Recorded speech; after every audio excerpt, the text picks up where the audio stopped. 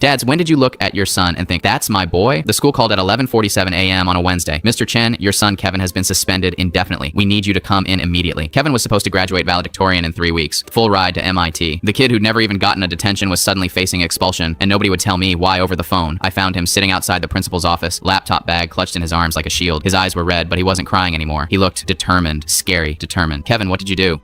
I broke into the school's network, Dad, hacked their servers, probably committed about 6 federal crimes. He said it like he was discussing the weather. Principal Martinez emerged looking like she'd aged 5 years since morning. Mr. Chen, we're dealing with a very serious situation. Kevin accessed confidential student records, grade databases, and financial information. The district is considering pressing charges. My straight A, rule-following son had apparently become a cyber criminal overnight. The drive home was silent, except for Kevin typing furiously on his laptop. When I asked what he was doing, he said, finishing what I started. That evening, Kevin called a family meeting. He opened his laptop and pulled up a spreadsheet that made my blood run cold. Names, dates, dollar amounts. Dad, our school district is stealing from students. For 8 months, Kevin had noticed something wrong with the free lunch program. Kids who qualified weren't getting fed. Families who'd applied for aid were being rejected for mysterious paperwork errors. Meanwhile, the district was receiving full federal funding for these phantom meals. Kevin started investigating after his friend Marcus, whose mom worked 3 jobs, got denied lunch assistance despite clearly qualifying. That's when Kevin discovered the scheme. The district was approving families for free meals on paper to collect federal money, then creating fake administrative errors to deny the actual food. They'd pocket the funding difference, nearly $40,000 per month. So you hacked the school? I asked, still processing. I tried going through proper channels first, Kevin said, pulling up emails. I reported it to the guidance counselor, the principal, even the superintendent. They all said I was misunderstanding the process and to focus on my studies. But Kevin had documented everything. Fake rejection letters, fabricated eligibility reviews, internal emails discussing lunch program optimization. The evidence was damning, and Kevin had it all. When I realized they were never going to fix it, I accessed their financial records to get proof. But Dad, there's more. Kevin's fingers flew across his keyboard. They've been doing this for 3 years, and it's not just lunch money. Kevin had uncovered a web of fraud. Fake special education funding claims, phantom tutoring programs, even invented students to boost enrollment numbers for state funding. The total theft was approaching $2 million.